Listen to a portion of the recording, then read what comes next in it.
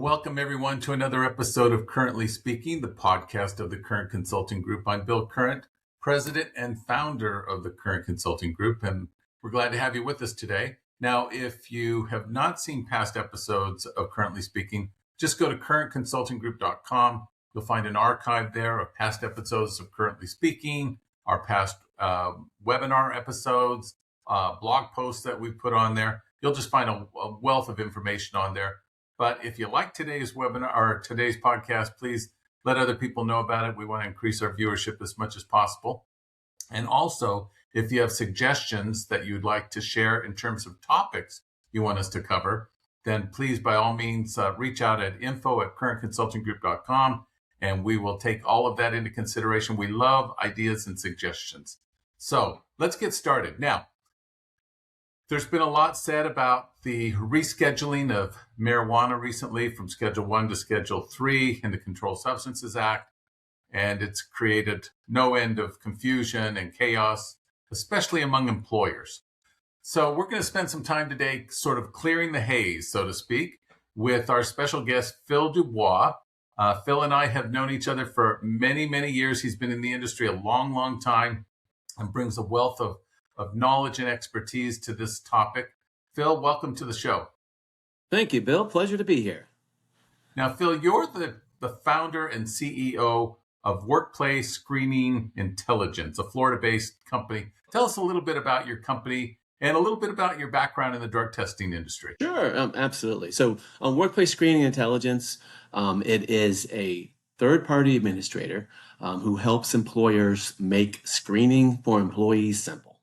That's what we do. So, and we provide all types of different screening. Of course, we provide drug testing and alcohol testing, random consortium management, random management for standalone pools. We provide physicals for DOT, non-DOT physicals, such as lift test and the other types of things, background checks, and any type of test that you need to hire an employee. Workplace Screening Intelligence provides it. And, we hired a marketing person when we first started this company, and they said, well, you got to stand out. And so we figured Workplace Screening Intelligence, at least we sounded smart. So that's where the name came from. And workplacescreening.com is where you can find us on the internet. Like you, Bill, I've been in this industry for over 30 years, 33 years. It seems like when I met you a long time ago, I was a kid. You seemed a little bit more mature back then, but I don't know. But anyhow, I've worked for many companies. I started off with a small company called Doctors and Physicians Lab. Is one of the first 10 laboratories to be approved by SAMHSA. At that time, we called it NIDA, the National Institute of Drug Abuse. And from there, I went to work for a company called American Medical Labs. I worked my way up to vice president of sales. And then one day we got a message that Quest Diagnostics was going to purchase us. And so I went to go work with Quest Diagnostics for the next 8 years and had a great run there, great company. I ran the Southeast region, and then I became the director of channel partnerships, where I worked with all of the major resellers throughout the nation. And I had me and my crew of sales reps and service reps pretty much managed all the large TPAs nationally. And then in 2008, I had the opportunity to work with an equity company. We bought a company called DrugScan and DSI Medical. We kept that company for 10 years, sold it for 6 times what we purchased it, and grew the revenue substantially. And then that allowed me to start my own company, Workplace Screening Intelligence, which has been a blessing and a great experience for me and my employees. Well, and I can tell our audience, Phil, that you're, one of the best liked and respected people in our industry. You're truly an expert when it comes to drug testing.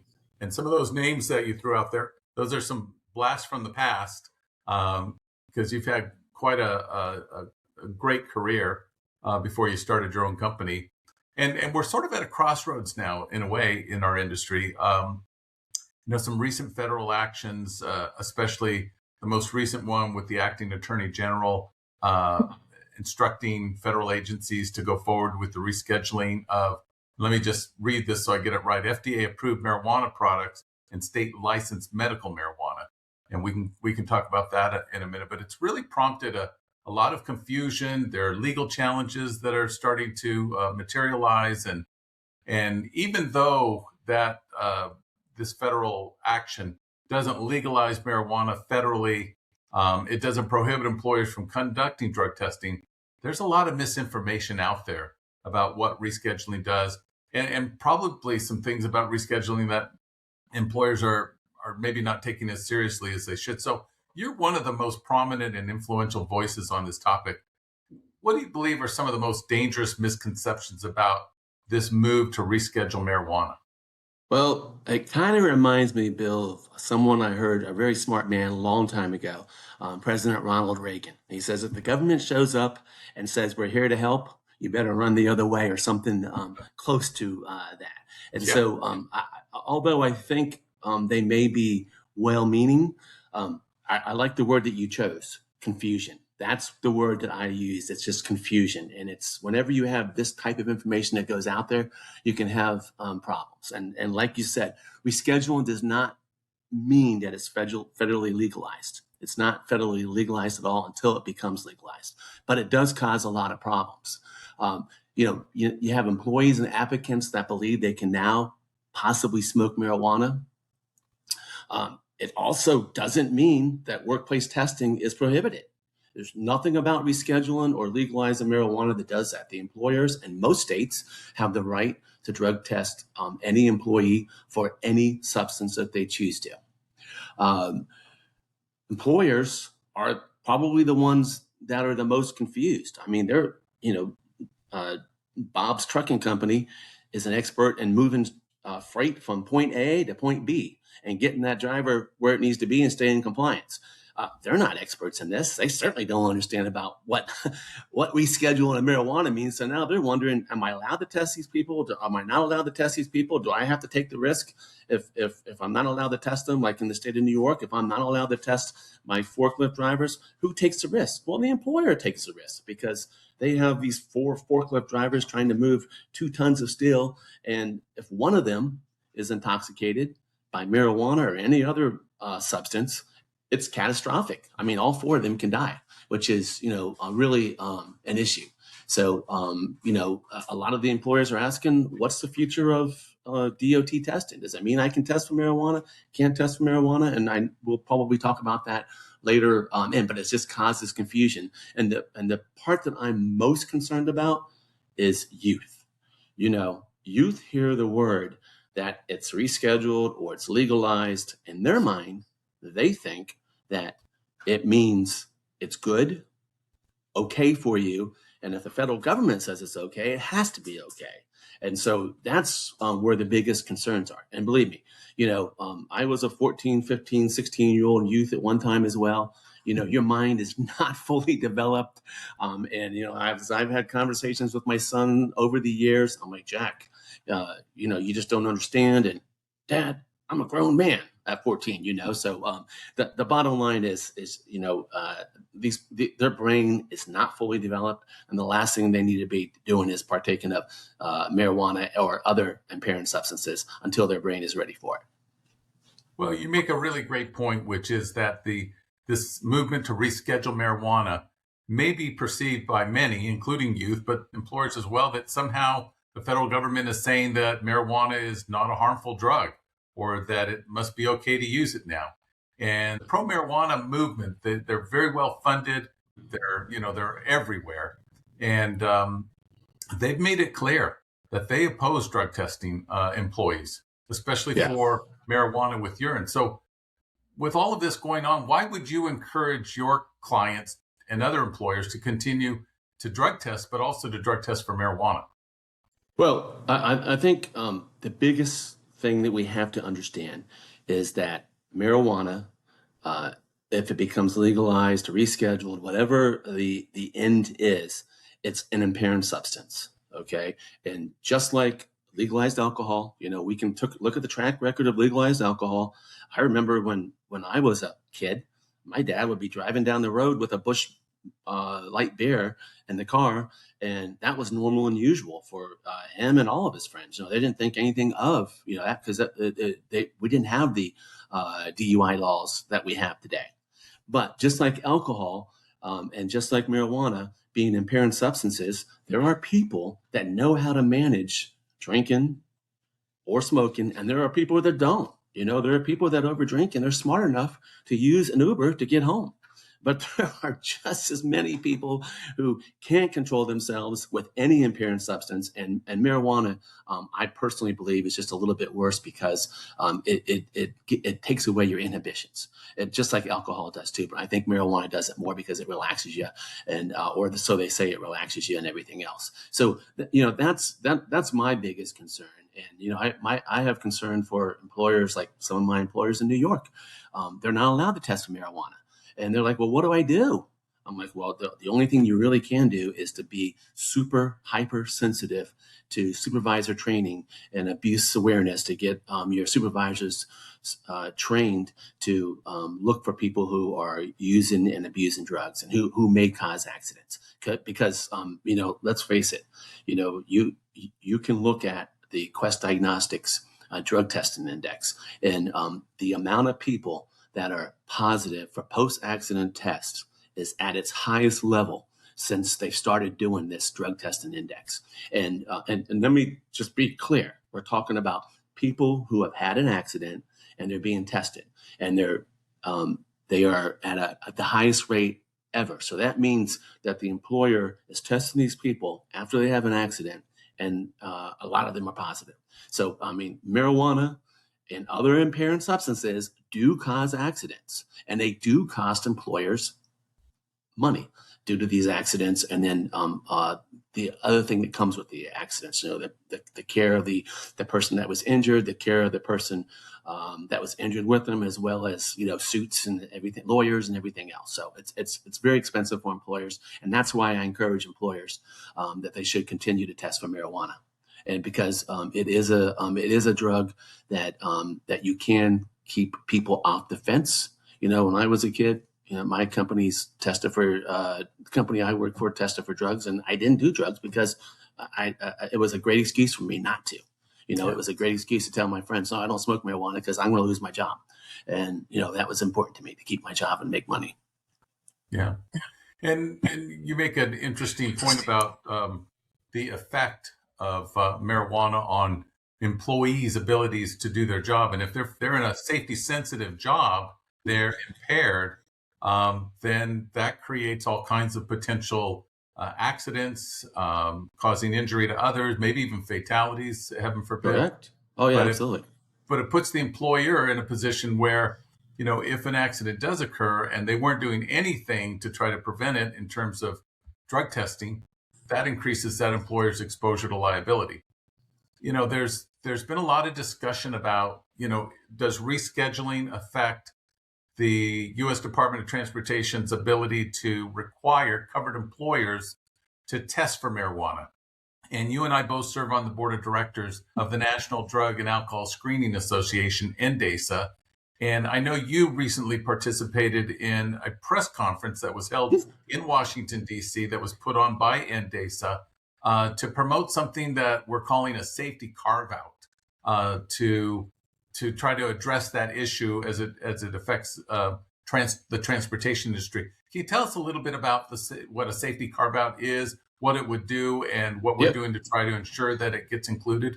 Right. So the first thing that everybody should understand is that the way the rules are written today is, if marijuana was rescheduled from anything besides Schedule 1 or Schedule 2, okay, if they're rescheduled, then DOT can no longer test for marijuana.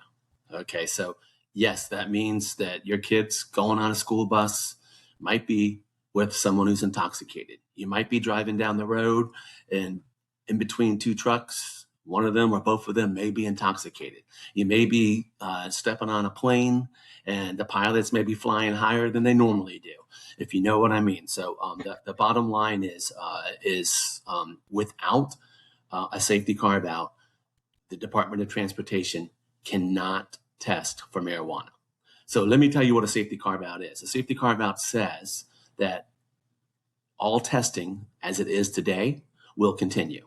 even though marijuana is no longer a Schedule 1 or Schedule 2 drug, because the rules are written that say only Schedule 1 and Schedule 2 drugs can be tested.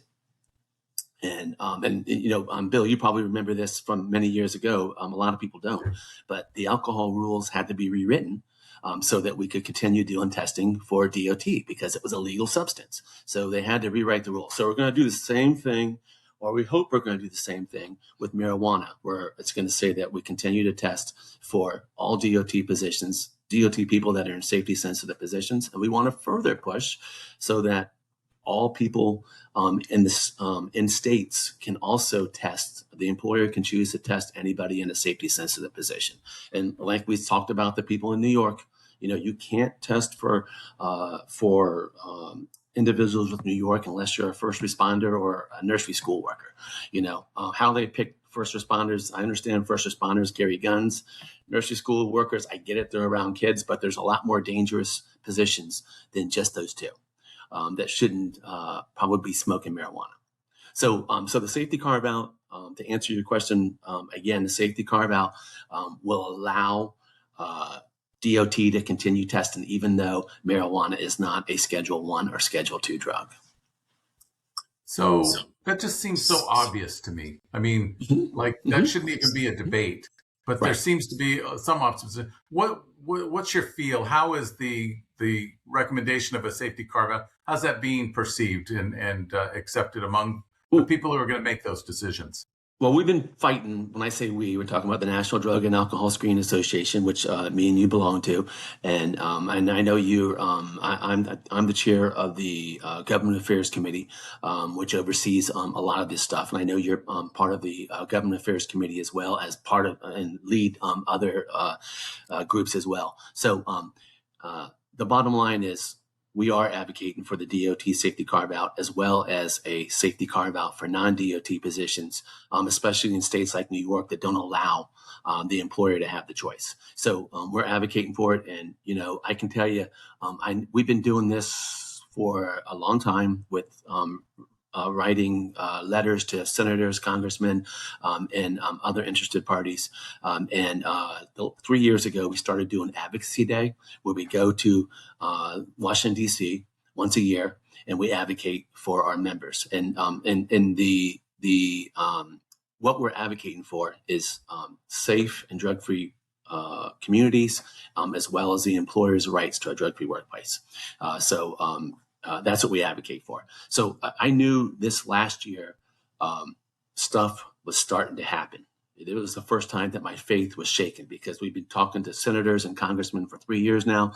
And every one of these aides tell you, yes, they're important. And I had one senator from Michigan. I remember the lady said, well, my congressman or my senator is Mr. Marijuana. And I said, yes, I'm quite well aware of that. I said, but I just wanted to educate you on what this means if marijuana is rescheduled or if it's legalized. And I told her, I said, this means that school bus drivers are going to have the possibility of smoking marijuana. Truck drivers, pilots, and all the other safety sensitive. Whoa! He doesn't want that. He just wants marijuana legalized. He doesn't want his kids being on a school bus. I'm like, yes. And so, I knew that once we had that meeting, I knew that, we had the right message and that we were really on the right track. But so this last year, though, we went and 2 senators actually showed up in person to these meetings. When that happened, I knew stuff's really starting to get serious. But these guys are coming in and want to ask the questions themselves. These aides are very smart people. They're valedictorians of the school. They know what they're doing, and they completely understand where we're coming from and have gotten our message across. So I do believe the safety carve-out is going to happen. There is a infrastructure bill that will more than likely have a safety carve-out in it. It will be strong enough. We're waiting to find out. And but we do have some allies in Congress. We had 2 congressmen who actually came to the press release to speak on our behalf. So tell them how important it is that employers have the right to drug test for their employees, as well as making sure our roads are safe and drug free. Yeah, and I just want to give another shout out to NDASA for the incredible work that they're doing as an organization. I know we're both on the board. It sounds a little self-serving, but it's true. This is the voice to protect the employer's rights, but also to protect the general public Absolutely. in this issue. Absolutely. Absolutely. And Bill, you're bringing up a great point. And, I know we have some organizations out there like Normal who are pushing for no drug testing whatsoever. I do not believe that that is the hope or the belief of big marijuana. They have worked tremendously hard to position marijuana as a safe and enjoyable product for America to enjoy. If we have 3 or 4 catastrophic instances, and for example, at this press release, we had a member from the Chase train wrecks who spoke, telling them about how horrific this day was, and because 2 people chose to smoke marijuana, her life has been changed forever. People died. Took forever for her to get out of there, and she still it gets emotional today just talking about it. So I think that big marijuana clearly doesn't want to not test for these safety sensitive positions. All they need to hear is a plane went down, the pilot was smoking or the co-pilot was smoking, and you know what? Marijuana is going to be set back 20 years. They've done it. I mean, I'm going to tell you, they've done a great job. I know they've got great lobbyists and everything else, but they positioned marijuana 25 years ago as all we want to do is make sure grandma is able to smoke her marijuana or take her gummies, and so she can eat with her cancer. Yeah, well, now we've gotten to the point where the state of Florida has a website where you can go on there and say, what does it take to get marijuana? And it gives you the 10 or 15 reasons. Tell the doctor my back hurts. Tell the doctor I'm in pain. Tell the doctor I have anxiety. Tell the doctor I just can't smoke. And we have all these healthy 21-year-olds with medical marijuana cards. And again, I have no problem with anyone that wants to partake marijuana in their own home, as long as they don't drive on the roads. And most importantly, as long as they don't have a safety sensitive position. That's my take on it, and I know everybody has different beliefs and everything else. I wish that nobody would want to smoke marijuana, but you know what? Some people see it as a personal right, and I am a person that believes in personal rights, but I do believe in accountability, and you have to be accountable. You can't drive on the roads, and you can't go to work intoxicated, because the employer has the right to a safe and drug-free workplace as well. Absolutely. So, Phil, as we sort of start to wrap this up, I mean, what's the bottom line message for employers here? Well, for employers, I think they have to understand that, just like alcohol and all the other drugs, marijuana is an intoxicating substance, and it can be dangerous. Okay. It's a very confusing message when you have an employee that, let's just say for the state of New York, you have an employee who tested, and they can't test them for pre-employment tests. They can't test them for random tests.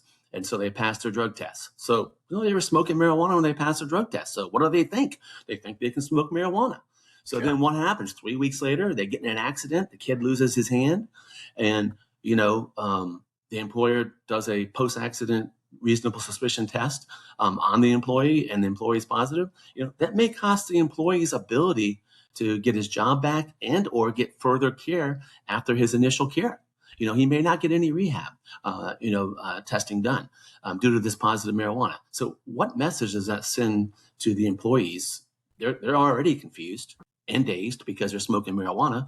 But what happens when we can't allow them to continue working, or we can't allow them to get their care because of a law that the state of New York has constructed that brings confusion and everything else to the employer. So my message to employers is, you have the right to have a safe and drug-free workplace, and if you don't test for marijuana, as you said earlier, you're having risk. I had an employer ask me a couple of years ago, I can't hire people, and I'm like, well, I understand that.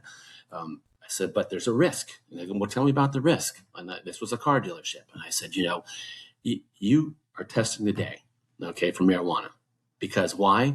You believe that marijuana is a harmful substance, or it's a problem. Yes, you stop testing because you can't hire people. And let's just say you have one of these guys that are detailing the cars, and they take a car from the parking lot, and they happen to be intoxicated, and they didn't see a kid running across the way, and they ran the kid over. And they find out that the kid smoked. I mean, how many zeros are going to be on that check? I mean, it would be a ton. And I said, and you wouldn't feel good about it. So, I mean, I've had 3 car dealerships tell me that. 2 of them, we were able to talk to keep them in there. One of them didn't. And, they just told me, I'm hearing everything you're saying, but this is an economic decision. If we don't hire people, we're not going to stay in business. And I said, well, just be careful who you're hiring, because I said, you're opening the floodgates. And I said, that one of these days, you're going to go to the internet, and you're going to say, where can I work that doesn't drug test for marijuana? And the name of your company is going to be on there. And that's not a good outcome for you as an employer, or for your company's brand. Yeah, and I'll just give a little plug for my new book, What Every Employer Should Know About Marijuana. But I write about a company where a guy came to my front door, and this is very common here in Florida, wanting to trim the palms in my front yard. Gave me a good price. I said, yeah. He said, I'll come back first thing in the morning. He came back first thing the next morning, and with a crew of people, and as soon as I opened the door, I was just blown away by the smell of marijuana. And I'm thinking, these guys are going to go 20 feet up on these extension ladders to trim these very tall palms in my front yard. I said, I can't be responsible for that. And I fired him right on the spot. Now, fired's not the right word. I just said, hey, listen, I can't allow you guys to do this on my property, because I don't know that you're in any position to be up on those ladders looking straight up into the sun with your, gas powered, machinery trying to trim the palms. That's a perfect example. Absolutely. And believe me, I did that one time, the first time that I wanted to teach my son a good lesson about hard work. So we trimmed these oak trees, all 9 of them. And I said, that was about an 8-hour job. And I said, I will never, ever do that again. And it was a good example for me. I mean, you have to be focused and intentional about everything you're doing when you have that tree saw, and especially when you've got to get on a ladder. And if somebody was intoxicated, whether it's marijuana or alcohol, I mean, it would just be a bad situation. So I applaud you for doing that, Bill. That's great that you did that. A lot of people don't have the guts. They want to close their eyes. They want to put their head in the sand. And if an employer is thinking about closing their eyes or putting their head in the sand when it comes to marijuana or other intoxicating substances, you're just really raising your risk, and you're going to see your experience rating on workers' comp and all the other issues that come with it. So I highly recommend that you don't discontinue testing for marijuana.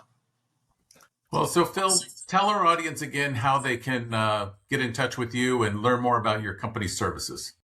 Certainly. You can call us on our toll-free number, 844-573-8378. And that 8378, if you need help, spells test. As well as you can go to workplacescreening.com. And we have a couple of things. We have a spot, give a little shout out for Current Consultant. We have the Current Compliance Corner, where Bill and his staff write some different articles for us, mostly knowledge on the industry, helping our employers. So good place for you to go. We also have a blog post where you'll see many posts on marijuana and the dangers of not testing for marijuana, what rescheduling means for marijuana, what will happen with the safety carve-out. There's all types of different articles on there that they may find interesting. Yeah, and audience, if you have questions, get in touch with Phil.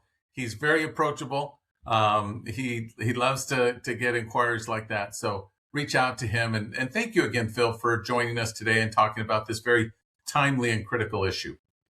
Thank you, Bill. It's been a pleasure, and I appreciate, and I just want to thank you for all you do for the industry. I know that not everybody understands exactly what Current Consultant does, but they help educate a tremendous amount of the industry that's out there. But more importantly, they have a survey that they do every year on drug testing and how it affects employers and how it affects people in the industry. And it's been very insightful, and I use it to plan my future of my business based on what's going on. out there. And Bill, I just wanted to bring up one other thing I think that's pretty important, and, Sure. and that's oral fluids. Now, a lot of employers are looking for a solution that is more fairer for drug testing. And to me, when it comes to marijuana, the fairest test out there is oral fluids. And the reason for that is it tests from just a few hours to mostly 24 to 48 hours based on how much the person is smoking. So that person that's 48 hours has been smoking a lot. But in urine, that same person could, be anywhere from 3 days to 30 days. And I understand that's not really a fair test when you want to be able to smoke in your home legally and everything else. But this oral fluids, it's available today for non-regulated employees, okay? And it's also will be available for DOT employers in the very near future. The Department of Transportation has approved it, and it is able to be used once the labs have it approved by SAMHSA. And speaking of Indesa, again, thank you to Indesa. They did a lot of advocating for the labs to try to get this oral fluid moving, and they had it was held up with FDA, and the FDA has removed themselves from it. So it will help expedite this process. But if you're looking for a fair test for marijuana, oral fluids is the test for you. Yeah, thank you for mentioning oral fluid testing, Phil. I meant to ask you about that. And in our survey, which this year we released our 28th annual survey at the Indesa conference, a growing percentage, a significant percentage, but a growing percentage of providers now say they offer oral fluid testing, which is fantastic. But had we asked that question, say, 20 years ago, it would have been a microscopic percentage that we're offering oral fluid testing. And the fact that DOT will now be allowing covered employers to use oral fluid testing also makes it more, I guess it lends just a whole lot of credibility to the science of it. Absolutely. So, if you get the DOT stamp of approval, I mean, it's as good as you're going to get. Yeah, absolutely. Thank you again, Phil, for joining us.